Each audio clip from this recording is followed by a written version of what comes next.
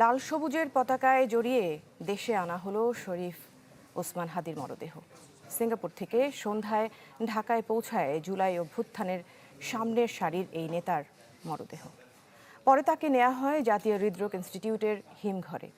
কাল বেলা 2:30টায় জাতীয় সংসদের দক্ষিণ প্লাজায় অনুষ্ঠিত হবে প্রথম জানাজা। এরপর ঢাকা বিশ্ববিদ্যালয়ের কেন্দ্রীয় জামে মসজিদে নেওয়া হবে ওসমান হাদিকে।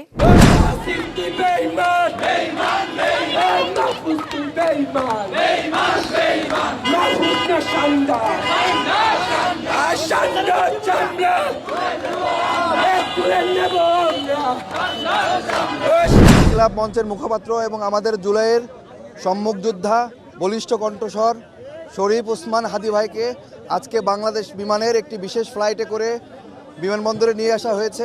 বেরিয়ে আসলো ওসমান হাদিকে মারা সেই ষড়যন্ত্রকারী ব্যক্তিরা। ওসমান হাদিকে মারার সাথে নাকি উপদেষ্টা নাহিদ এমনকি আসিফ সহ আরো অনেকেই জড়িত, যেটা আপনারা ভিডিওর প্রথমেই দেখতে পেয়েছেন। তো প্রিয় দর্শক, ওসমান হাদি আসলে মৃত্যুর আগে তার মাকে কি বলে গেছে সেই কথাগুলো শুনলে আপনি অজানা কাটতে থাকবেন। তাছাড়াও হাদিকে মারা সেই ফয়সাল করিম মাসুদ ভারতের সীমান্ত কিভাবে অতিক্রম করেছে, কিভাবে পালিয়ে গিয়েছে, এমনকি কারা কারা সাহায্য করেছে। তো চলুন আমরা বিস্তারিত ভিডিওতে চলে যাই। 2:30টায় জাতীয় সংসদের দক্ষিণ প্লাজায় অনুষ্ঠিত হবে প্রথম জানাজা। এরপর ঢাকা বিশ্ববিদ্যালয়ের কেন্দ্রীয় জামে মসজিদে নেওয়া হবে ওসমান হাদিকে। জাতীয় কবি কাজী নজরুল ইসলামের সমাধির পাশে তাকে সমাহিত করার কথা জানিয়েছে ইনকিলাব মঞ্চ। তবে থাকবে না মরদেহ দেখার সুযোগ। বৃহস্পতিবার রাতে সিঙ্গাপুরে চিকিৎসাধীন অবস্থায় মারা যান ইনকিলাব মঞ্চের আহ্বায়ক শরীফ ওসমান হাদি। গত শুক্রবার পল্টন এলাকায় বক্স কালভার্ট রোডে গুলিবিদ্ধ হন হাদি। প্রথমে ঢাকা মেডিকেল এবং পরে এভার কেয়ারে চিকিৎসা চলে। অবস্থার অবনতি হলে উন্নত চিকিৎসার জন্য সোমবার পাঠানো হয় সিঙ্গাপুরে। সেখানে চিকিৎসাধীন অবস্থায় বৃহস্পতিবার রাতে মৃত্যুবরণ করেন ওসমান হাদি।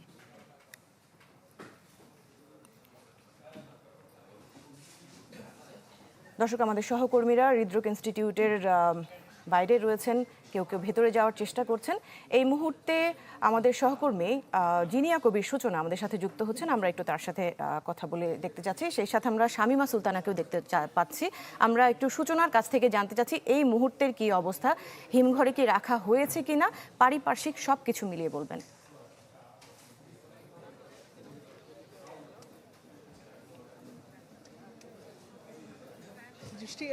এই মুহূর্তে কিছুক্ষণ আগে হিমঘরে রাখা হয়েছে শরীফ ওসমান হাদিকে, যেটুকু আমরা জেনেছি হাসপাতাল সূত্রে। আরেকটি বিষয় আপনাকে জানিয়ে রাখি যে কিছুক্ষণ আগে কিন্তু শরীফ ওসমান হাদির পরিবারের যে স্বজনরা তারা কিন্তু একের পর এক গাড়িতে করে এসেছেন এবং তারা শোকে নিথর, এবং সেই দৃশ্যগুলো নিশ্চয়ই আপনারা আমাদের ক্যামেরার মাধ্যমে দেখেছেন বা এখন দেখতে পাচ্ছেন। এবং আপনি উপদেষ্টারা যারা ভিতরে ছিলেন তারা একে একে বের হচ্ছেন এবং জাতীয় হৃদরোগ ইনস্টিটিউটের হিমঘরে রাখার যে সিদ্ধান্ত সেটা কিন্তু একদম শেষ সময় নেওয়া হয়েছে। শরীফ ওসমান হাদি এয়ারপোর্টে এসে পৌঁছানোর পরেও আসলে সোহরাওয়ার্দী মেডিকেল কলেজে নেওয়ার কথা ছিল, এবং জাতীয় হৃদরোগ ইনস্টিটিউটের পুরো হাসপাতালের ভেতরে এবং বাইরে আইন শৃঙ্খলা পরিস্থিতি একদম নিরাপত্তার চাদরে ঢেকে দেওয়া হয়েছে, কঠিন নিরাপত্তা। এবং যারা সাধারণ রোগী আছেন তাদেরকে শুধুমাত্র জরুরি বিভাগ দিয়ে ঢোকার ব্যবস্থা রয়েছে। এবং আমরা শরীফ ওসমান হাদির বেশ কয়েকজন স্বজনকে দেখেছি যারা আসলে শোকে মুহ্যমান, একদমই মুহ্যমান হয়ে কিন্তু তারা ভিতরে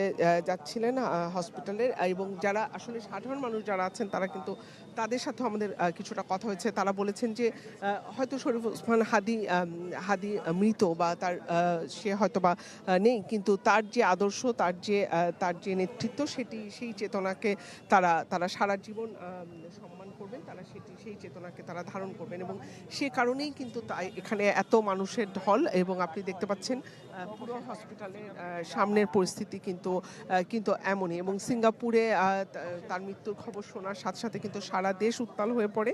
এবং শরীফ ওসমান হাদি কিন্তু বেশ কয়েকটা সাক্ষাৎকারে তিনি গণমাধ্যম কর্মীদের বলেছেন যে তিনি এমনই একটি মৃত্যু তিনি আলিঙ্গন করতে চেয়েছিলেন, এবং সেটি আসলে সত্যি হলো। এবং সব মিলিয়ে কিন্তু এখানকার যে পরিস্থিতি একের পর এক আমরা এখন যেটি দেখতে পেয়েছি যে ইনকিলাব মঞ্চের যে তার কাছের একদমই কাছের যারা তার সহযোদ্ধা তারাও কিন্তু কিছুক্ষণ আগে এসেছেন। এবং একটি কথা আমি আপনাকে বলতে চাই দৃষ্টি, যে আসলে একেবারেই স্তব্ধ হয়ে আছে যেন পুরো শহর হাদির মৃত্যুতে।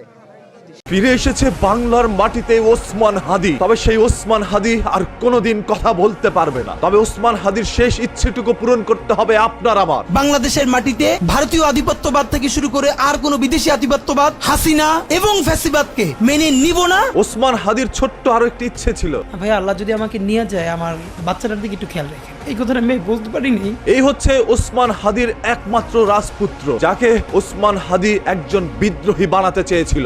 আমরা যদি শহীদ হয়ে যাই, আমাদের সন্তানেরা লড়বে, তার সন্তানেরা লড়বে। কিয়ামত পর্যন্ত বাংলাদেশ নামক জমিন যতদিন বেঁচে থাকবে ততদিন পর্যন্ত আজাদির সন্তানেরা লড়াই করবেই করবে। ওসমান হাদির এই চলে যাওয়া গর্বের সাথে বলতে চাই, আমরা সবাই আনন্দিত, কারণ ওসমান হাদি শহীদী মৃত্যুবরণ করেছে। সেই সাথে তিনি একজন বীর।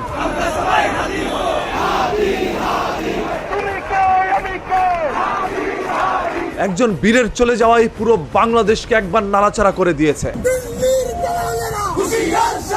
বেঁচে থাকতে আমরা হয়তোবা ওসমান হাদিকে অনুভব করতে পারিনি, তবে তার চলে যাওয়াই আজ মানুষকে বারবার দেখিয়ে দিচ্ছে পুরো বাংলাদেশটাই একটি ওসমান হাদি। সেই হায়না নরপিশাচের টার্গেট ছিল ওসমান হাদি আর তার পরিবার। একটি হায়না নরপিশাচের দলের কাছে কখন একটি ছোট্ট বাচ্চাও রেহাই পায় না, সেও তাদের টার্গেটে পরিণত হতে পারে। আমরা হয়তোবা ওসমান হাদিকে বাঁচাইতে পারি নাই, তবে তার সন্তানের পাশে দাঁড়ানো আমাদের সবার নৈতিক দায়িত্ব। আপনি যদি বলেন যে আমার সারা জীবনের যেটুকুন সততা, সাহস, লড়াই, এটার দুনিয়ার সমস্ত শক্তি আমার আব্বা। ওসমান হাদির জীবন দিয়ে প্রত্যেকটি রাজনৈতিক দলকে একত্রে করে দেখিয়ে দিয়েছে। শুধুমাত্র একটি দলের বিরুদ্ধে তাদের সংগ্রাম। আওয়ামী লীগ রে অথবা আওয়ামী লীগের কোন বিটিম সিটিম রে ক্ষমতায় রাখা আর কোন দায়বদ্ধতা আমাদের নাই। তিনি এখন সময় ঘোষণা করবেন, এই সময়ের মধ্যে সরকার তার সিদ্ধান্ত জানাবে, নইলে তারপরে বাংলাদেশের জনগণ তার সিদ্ধান্ত জানাবে। আজ সন্ধ্যা 6:05 এসে পৌঁছাবে বাংলাদেশের মাটিতে ওসমান হাদি। আগামীকাল বাদ জোহর মানিক মিয়া এভিনিউতে তার শেষ জানাজা অনুষ্ঠিত হবে। আর সেই জানাজাকে শপথ করেই বাংলাদেশের সংগ্রামী প্রত্যেকটি বিদ্রোহী মানুষ এক নতুন বাংলাদেশের সূচনা ঘটাবে, যেটা বাংলাদেশের নতুন করে আরেকটি ইতিহাসে পরিণত হবে। এই রাষ্ট্র ওসমান হাদিকে বাঁচাইতে পারে নাই, এই রাষ্ট্রের কাছ থেকে আমরা কি পাই সেটাই দেখার অপেক্ষায়। শরীফ ওসমান হাদির অকাল মৃত্যুতে আগামী শনিবার একদিনে রাষ্ট্রীয় শোক ঘোষণা করছে। পদত্যাগের মিছিলেই শুধু ওসমান হাদির জীবনকে আমরা ফেরত পাবো না, পরিবর্তনের ফলেই হয়তোবা অন্য ওসমান হাদিরা বেঁচে যাবে। একটা কথা বলে দেন, আমার ভাই হাদি মারা গেছে, আর কোন সুশীলতা দেখাবো না। 5 লক্ষ আওয়ামী লীগের কুত্তা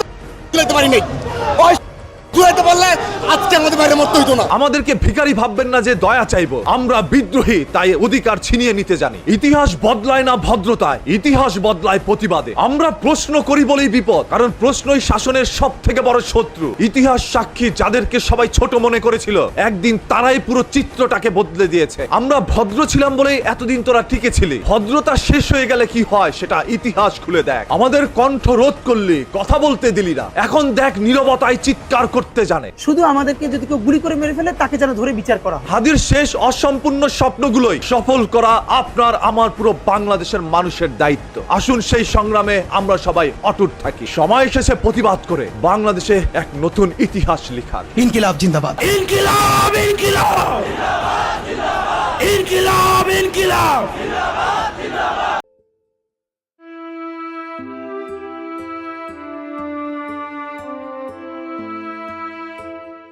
নিজের লড়াই অসমাপ্ত রেখে মহান আল্লাহর ডাকে সাড়া দিয়ে পরপারে চলে গেছেন শরীফ ওসমান বিন হাদি। হাদির চলে যাওয়াটা সবচেয়ে বেশি যাদের ভোগাবে তারা হচ্ছেন ওসমান বিন হাদির স্ত্রী এবং সন্তান। স্ত্রীর কাছে স্বামী শুধু একজন জীবন সঙ্গী নন, বরং নিরাপত্তা, নির্ভরতা, ভালোবাসার উৎস। তিনি স্ত্রীর সবচেয়ে বড় সাপোর্টার। যার স্বামী নেই সেই শুধু বুঝতে পারেন স্বামীর গুরুত্ব কত। অন্যদিকে সন্তানের কাছে বাবা হচ্ছেন মরুর বুকে এক ছায়া দানকারী বট গাছের ন্যায়। কিন্তু আজ থেকে হাদির ছোট্ট সন্তানটির মাথার উপর থেকে বাবা নামক বটগাছের ছায়াটা সারা জীবনের জন্য সরে গেল। আমার ধারণা হাদির পরিবার এতে বিচলিত হবেন না খুব একটা, কারণ হাদি ছিলেন একজন যোদ্ধা। নিশ্চয়ই তিনি তার স্ত্রী সন্তানদের সেই শিক্ষা দিয়েই গেছেন কিভাবে প্রতিকূলতার মাঝে টিকে থাকতে হবে। হাদি একবার শত্রুদের উদ্দেশ্যে বলেছিলেন, মৃত্যুর ফয়সালা জমিনে না আসমানে হয়। আমি চলে গেলে আমার সন্তান লড়বে। হাদির সন্তান যখন বড় হবে তখন সে নিশ্চয়ই বুঝতে পারবে তার শরীরে একজন শহীদের রক্ত বইছে।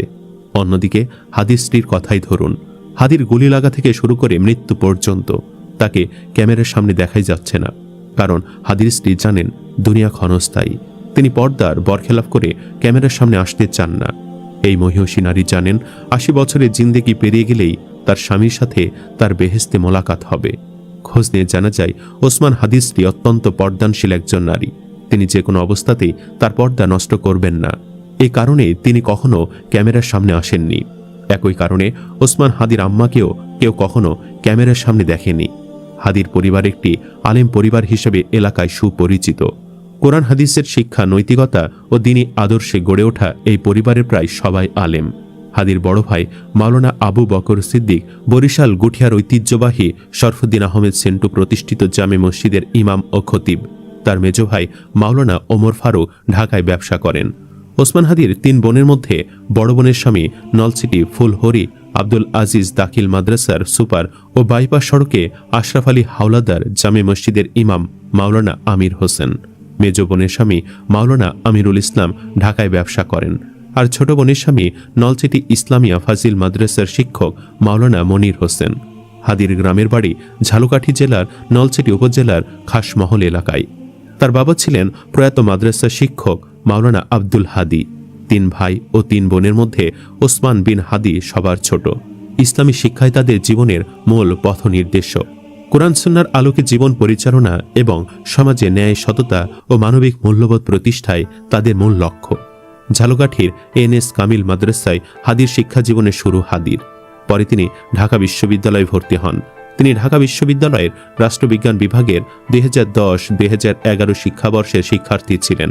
2024 সালে শিক্ষার্থীদের বৈষম্য বিরোধী আন্দোলনে সাহসী ভূমিকার জন্য তিনি অনেকের কাছে বিশেষ পরিচিতি পান। এরপর টকশো ছাড়াও ইনকিলাব মঞ্চের পক্ষ থেকে বিভিন্ন সভা সমাবেশে দেওয়া ঝাঁঝালো বক্তব্যে তিনি অনেকের কাছে হয়ে ওঠেন অনন্য এক সাহসী মুখের প্রতিচ্ছবি। জীবন সংগ্রামে টিকে থাকার লড়াইয়ে একসময় তিনি প্রাইভেট পড়িয়েছেন। পরে সাইফুর সহ বিভিন্ন কোচিং সেন্টারে শিক্ষকতা করেছেন।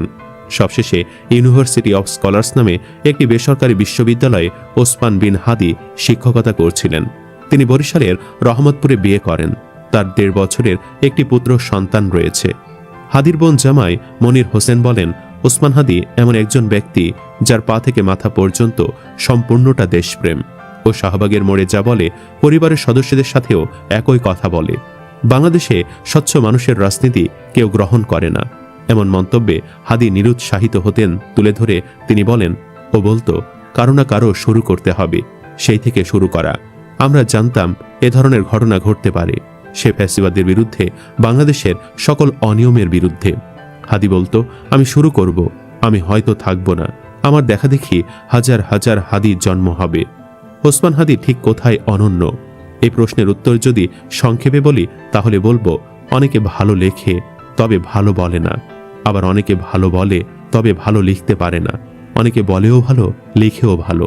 তবে সাংস্কৃতিক ও বুদ্ধিবৃত্তিক বোঝাপড়া অত গভীর ও বিস্তৃত না। কিন্তু হাদি ভাইয়ের মধ্যে আল্লাহ তাআলা এই 3টা গুণই একসাথে দিয়েছিলেন। তার মৃত্যু বাংলাদেশপন্থীদের জন্য অপূরণীয় এক ক্ষতি হয়ে থাকবে। এই ভূমিতে দ্বিতীয় একজন হাদি আবার কত যুগ পরে জন্ম নেবে আমরা কেউই জানি না। এখন করণীয় হলো যে আদর্শের কারণে তাকে রক্তের নজরানা দিতে হলো, সেই ভারতীয় আধিপত্যবাদ ও স্বৈরাচারকে এদেশে মাথা তুলে দাঁড়ানোর সকল পথকে রুদ্ধ করার জন্য যা করা দরকার সবকিছু করা। আল্লাহ তার রক্তকে কবুল করে নিন। তার রক্তের বিনিময়ে এদেশে এমন একটা প্রজন্ম তৈরি করে দিন যারা নিজেদের সবটুকু দিয়ে এদেশে ভিনদেশী আধিপত্যকে রুখে দিতে সবসময় সচেষ্ট ও সোচ্চার থাকবে। তাকে আল্লাহ জান্নাতের সর্বোচ্চ মাকাম দান করুন, আমিন। হাদির পরিবার কেমন ছিল তার ধারণা পাওয়া যায় এক প্রতিবেশীর কথাতেও। হাদির প্রতিবেশী সিরাজুল ইসলাম বলেন, হাদি ভাইয়ের পরিবারের সবাই আলেম। তার বাবা একজন মাদ্রাসার শিক্ষক ছিলেন। ইসলামী শিক্ষায় তাদের জীবনের মূল পথ নির্দেশক। কোরআন সুন্নাহর আলোকে জীবন পরিচালনা এবং সমাজে ন্যায়, সততা ও মানবিক মূল্যবোধ প্রতিষ্ঠায় তাদের মূল লক্ষ্য। নলছিটির পৌর শহরের বাসিন্দা শাহাদাত আলম ফকির বলেন, হাদি আমাদের নলছিটির সন্তান। 5 আগস্টের পর থেকে ও দেশের জন্য লড়াই শুরু করেছিল, ন্যায় ও ইনসাফ প্রতিষ্ঠায় কাজ করেছিল ও সকল দুর্নীতি অন্যায়ের বিরুদ্ধে সবসময় কথা বলেছে। ওর ওপর হামলা কোনোভাবেই মেনে নিতে পারছি না। আমরা হামলাকারীদের দ্রুত আইনের আওতায় আনার দাবি জানাই। এদিকে অন্তর্বর্তীকালীন সরকারের প্রধান উপদেষ্টা অধ্যাপক ডক্টর মোহাম্মদ ইউনুস বলেছেন, ইনকিলাব মঞ্চের আহ্বায়ক শরীফ ওসমান বিন হাদির স্ত্রী ও তার সন্তানের দায়িত্ব নেবে সরকার। বৃহস্পতিবার রাতে জাতির উদ্দেশ্যে দেওয়া এক ভাষণে তিনি এ কথা বলেন। 18 ডিসেম্বর রাত 9:30টার দিকে সিঙ্গাপুর জেনারেল হাসপাতালে চিকিৎসাধীন অবস্থায় মারা যান হাদি। গত 12 ডিসেম্বর নির্বাচনী প্রচারণা শেষে রিকশায় ফেরার পথে গুলিবিদ্ধ হন তিনি। প্রথমে ঢাকা মেডিকেলে চিকিৎসা শেষে ওই দিনই এভারকেয়ার হাসপাতালে নেওয়া হয় তাকে। পরে উন্নত চিকিৎসার জন্য গত 15 ডিসেম্বর সিঙ্গাপুর নিয়ে যাওয়া হয়। ফেসবুকে একজন লিখেছেন, সরকার শহীদ শরীফ ওসমান হাদির সন্তান ও স্ত্রীর দায়িত্ব নিলেও কি তার ফুটফুটের সন্তানটা বাবা বলে ডাকতে পারবে? আল্লাহ তাদের সৃষ্টি করেছেন, রিজিকের ব্যবস্থাও করবেন। বর্তমান সরকারের কাছে স্পষ্টভাবে বলতে চাই যে হাদি ভাই সঠিক বিচার ও তার পাশাপাশি সকল জনগণের সঠিক নিরাপত্তার দাবি জানাচ্ছি। না পারলে দায়িত্ব ছেড়ে দেন। পরিশেষে বলতে চাই, আমরা হারিয়েছি বিপ্লবী ওসমান হাদিকে। হাদির মা হারিয়েছে তার সন্তানকে। হাদির আহলিয়া হারিয়েছে তার স্বামীকে। হাদির সন্তান হারিয়েছে তার বাবাকে। এই জবাব কে দিবে? আর কত মায়ের বুক খালি হবে? কত তাজা রক্ত ঝরাবে? কবে ইনসাফ প্রতিষ্ঠা হবে এই দেশে? আর কত মায়ের বুক খালি হবে? সুপ্রিয় দর্শক, প্রিয় দর্শক, এতক্ষণ থেকে পুরো ভিডিওটি প্রথম থেকে শেষ পর্যন্ত দেখার জন্য আপনাদেরকে অসংখ্য ধন্যবাদ। পুরো ভিডিওতে দেখতেই পেলেন ওসমান হাদিকে কিভাবে প্ল্যানিং করে মারা হয়েছে। তবে এখন ছাত্র জনতা সবাই দাবি করতেছে নাহিদ এমনকি আসিফ এই ঘটনার সাথে পরোক্ষভাবে জড়িত। জুলাই যোদ্ধা একজন যে সবসময় অন্যায়ের প্রতিবাদ করেছে, তাকেই কেন ফার্স্ট টার্গেট করলো?